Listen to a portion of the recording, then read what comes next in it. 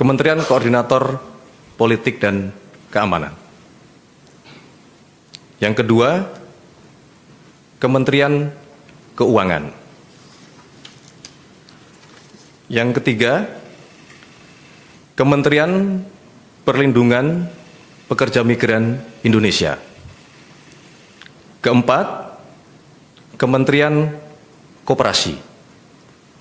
Dan kelima, Kementerian Pemuda dan Olahraga.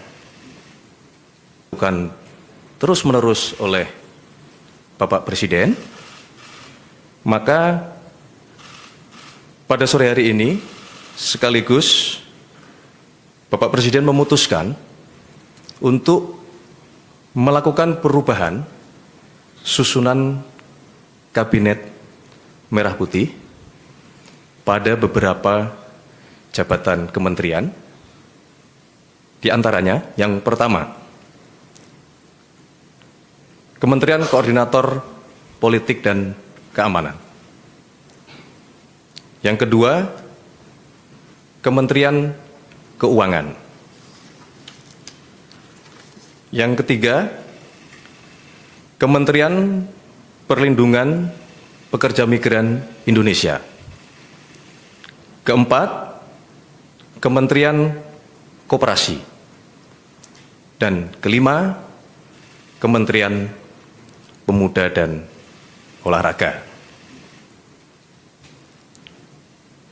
Untuk keenam kementerian yang tadi kami sebutkan, satu adalah kementerian yang baru, dan lima adalah kementerian yang terjadi perubahan susunan yang menjabat. Maka pada sore hari ini akan dilakukan pelantikan di Istana Negara. Demikian yang dapat kami sampaikan. Semoga keputusan ini membawa kebaikan bagi bangsa, negara, dan masyarakat. Terima kasih. Selesai. Wassalamualaikum warahmatullahi wabarakatuh. Selamat sore, Shalom Om, Santi Santi Om, Namo Buddhaya. Salam kebajikan. Terima kasih. Selesai.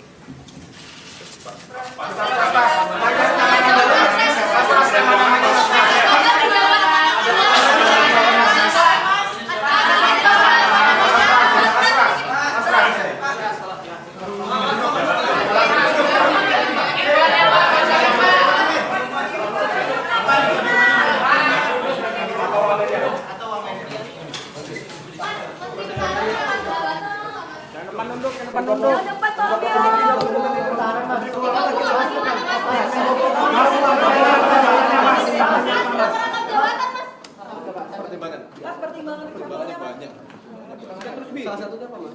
Evaluasi. Turun. Baju hijau. Mas, Kemenkopol kan sudah di Kemenan, Mas. Mas, Kemenkopol kan juga di Kemenan. Penekanan aja, Mas, digabung apa enggak? Enggak. Mas, kalian kan terbuka apa?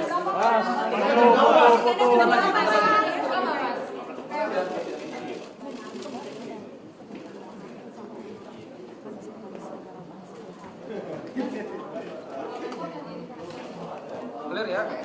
Ini gue nggak tahu, gue digeser ke dalam lagi bagaimana, gue nggak tahu ya strategi ya. Kan pelatih kan sore. Bandiki. Ya, kabelnya Mas, kita geser ya. Mas Fahmi, Mas Abe.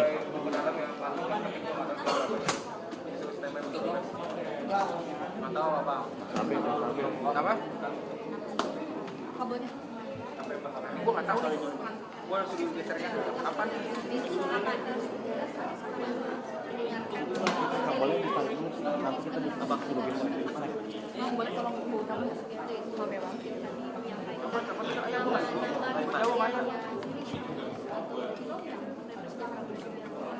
Ujungnya mana sih kita maksudkan?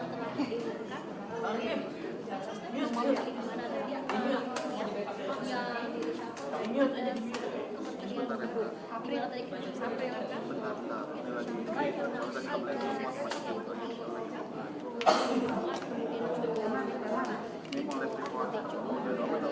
Tadi lu di atas. Gimana lagi nih? Munduran Pak. Di depan aja di depan. Kamu di depan. Iya, kan gua di panggung, nggak bisa Mbak. Ya, berikutnya pemirsa, ekonom senior dari Institute for Development of Economic and Finance atau INDEF menilai persoalan kesenjangan ekonomi selama ini masih menjadi masalah utama dalam meningkatkan perekonomian antara kelas atas dan kelas bawah. Untuk itu, ekonom senior INDEF Afiliani menekankan pemerintah perlu mengambil solusi jangka pendek dan menengah untuk mengatasi permasalahan kesenjangan ekonomi dengan berbagai program dan kebijakan yang dapat meningkatkan daya beli dan pendapatan yang lebih efektif dan berkelanjutan. Selain itu, Afiliani juga meminta pemerintah terus memperluas serapan tenaga kerja di segala sektor industri, baik di tingkat perkotaan, kabupaten hingga pedesaan. Upaya penciptaan lapangan kerja ini bisa melindungi masyarakat dari efek sosial gejolak perekonomian yang berkepanjangan. Problemnya adalah pada kelas menengah bawah. Nah, jadi kebijakan di dalam APBN seharusnya memang sudah harus ada keberpihakan di dalam peningkatan pendapatan masyarakat. Apapun itu harus dikaitkan dengan mereka. Karena kalau kita melihat dari RAPBN, terlihat sekali bahwa untuk sosial atau program populisnya sangat banyak ya. Itu biasanya menyentuhnya hanya di bawah saja. Sedangkan yang sekarang sedang butuh bantuan itu adalah menengah bawah. Yang mereka tidak tersentuh BLT, mereka tidak tersentuh dengan BPJS yang dibayarkan oleh pemerintah, tapi mereka biasa cenderung bayar BPJS sendiri. Mereka sedang menghadapi penurunan pendapatan yang akhirnya orang katakan mantap atau makan tabungan gitu ya. Sementara itu, pemirsa, dari sektor industri, Kementerian Perindustrian menegaskan terus mendorong kebijakan dan program prioritas sektor industri di tahun 2026 yang secara masif mendukung perekonomian nasional. Menteri Perindustrian Agus Gumiwang Kartasasmita menegaskan kontribusi industri manufaktur terhadap PDB nasional ditargetkan bisa mencapai 18,66%. Di mana industri pengolahan non-migas ditargetkan bisa tumbuh 6,52% pada tahun 2026.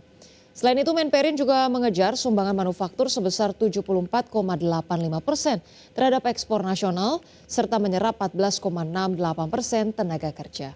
Pertumbuhan ini diharapkan pemerintah untuk memperkuat struktur ekonomi melalui penciptaan lapangan kerja, peningkatan ekspor serta penguatan daya saing.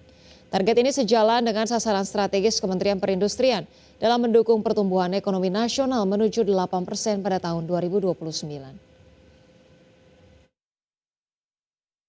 Pencatatan seperti ini selama ini tersebar di mana-mana, belum terkonsolidasi di sektor manufaktur.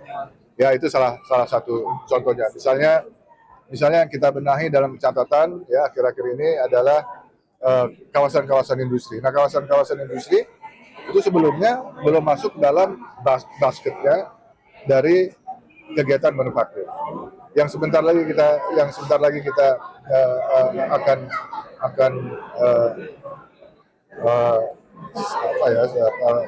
periksa, yaitu